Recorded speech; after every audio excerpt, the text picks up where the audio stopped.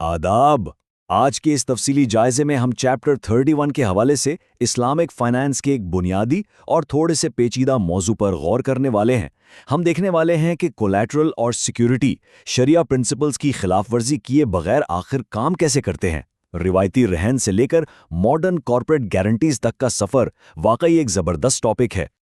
तो इस सेशन का एजेंडा बिल्कुल क्लियर है। हम शुरुआत करेंगे इस्लामिक प्लेजेस के जवाब से, फिर प्लेज्ड एसेट्स की शराइत को समझेंगे, उसके बाद मलकियत और कब्जे का फ़र्क, मल्टीपल प्लेजेस को मैनेज करने का तरीका और आखिर में फ्लोटिंग हाइपोथिकेशन और गारंटीज पर बात करेंगे। पहला हिस्सा इस्लामिक प्लेजेस का जवाज़। रैन की बुनियादी तारीफ काफ़ी दिलचस्प है। बेसिकली ये एक सिक्योरिटी है जो किसी क्रेडिट ट्रांजैक्शन के दौरान या उससे बिल्कुल पहले दी जाती है ताकि कर्ज की वापसी यकीनी बनाई जा सके। लेकिन यहाँ एक पॉइंट नोट करने वाला है। अगर किसी फाइनेंशियल इंस्टीट्यूशन के पास प्लेज्ड एसेट मौजूद है तो इसका हरगिज़ ये मतलब नहीं कि उन्होंने अपना कर्ज मांगने का हक खो दिया है। कर्ज की अदायगी का वक्त आने पर उन्हें पूरा हक हासिल है कि वो अपनी रकम का मुतालबा करें। आगे बढ़ते हैं हिस्सा 2 की तरफ, जहां हम प्लेज्ड एसेट्स की शराइत देखेंगे। अब हर चीज़ को तो प्लेज नहीं किया जा सकता ना। एक वैलिड प्लेज के लिए कुछ बिल्कुल सख्त नॉन नेगोशिएबल शराइत हैं। पहली बात, एसेट का कीमती होना लाजमी है। दूसरा, उसकी मलकियत और खरीदो फरोख्त कानूनन जायज़ होनी चाहिए। तीसरा पॉइंट, एसेट को किसी साइन, नाम या डिस्क्रिप्शन से आसानी से आइडेंटिफाई किया जा सके। और चौथी बात, उसकी डिलीवरी वाकई मुमकिन हो। इन 4 शराइत के बिना इस्लामिक फाइनेंस में वैलिड प्लेज का तसव्वुर ही नहीं है। लेकिन क्या हो अगर प्रॉपर्टी मुश्तरका हो यानी शेयर्ड हो? तो इसका जवाब है हाँ, शेयर्ड प्रॉपर्टी को भी कोलैटरल के तौर पर प्लेज किया जा सकता है। बस एक छोटी सी मगर अहम शर्त है, प्लेज्ड परसेंटेज बिल्कुल एग्जैक्ट और वाज़ेह होनी चाहिए, जैसे किसी कंपनी के शेयर्स होते हैं बिल्कुल वैसे ही। हिस्सा 3, पोजेशन और एसेट ओनरशिप। यहां आकर मलकियत और कब्जे का एक बड़ा नाजुक कानूनी फर्क सामने आता है।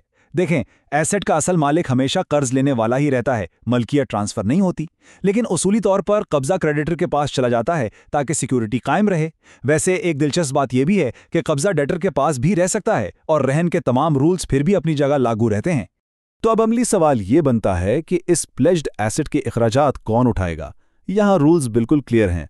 जो टेंजिबल प्लेजेस के एक्चुअल खर्चे होते हैं वो हमेशा प्लेजर यानी कर्ज लेने वाला उठाता है। लेकिन उस एसेट को सेफ रखने का यानी सेफ कीपिंग का खर्चा क्रेडिटर की जिम्मेदारी होती है। हाँ, अगर क्रेडिटर कोई और खर्चा प्लेजर की इजाज़त से करता है तो वो उसे वापस क्लेम करने का पूरा हक रखता है। चौथा हिस्सा, मैनेजिंग मल्टीपल प्लेजेस यानी एक से ज्यादा प्लेजेस का इंतजाम। जरा सोचिए, अगर एक ही एसेट को एक से ज्यादा क्रेडिटर्स के पास प्लेज कर दिया जाए तो फिर क्या होगा? ये एक बड़ा प्रैक्टिकल मसला है। जब रिकवरी का वक्त आएगा तो किस क्रेडिटर को तरजीह मिलेगी? इसका निज़ाम बिल्कुल इंसाफ पर मबनी है।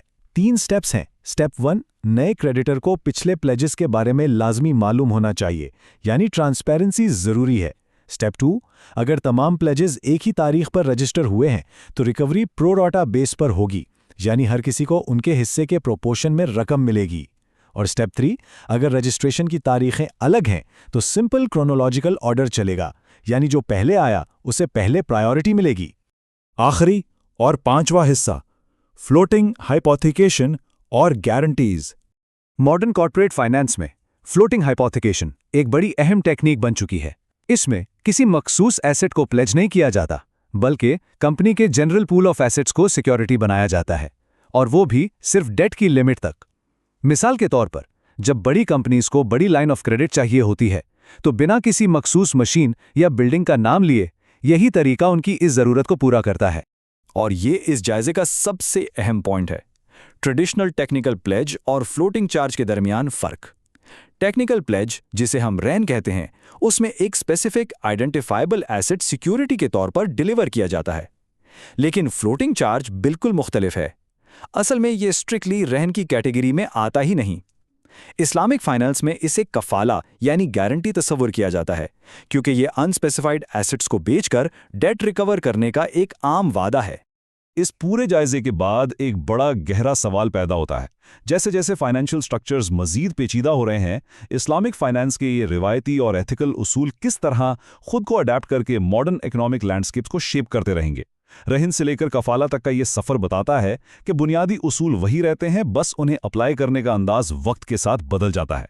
आज के लिए बस इतना ही, लेकिन इस टॉपिक पर मजीद गौर व फिक्र का सिलसिला जारी रहना चाहिए।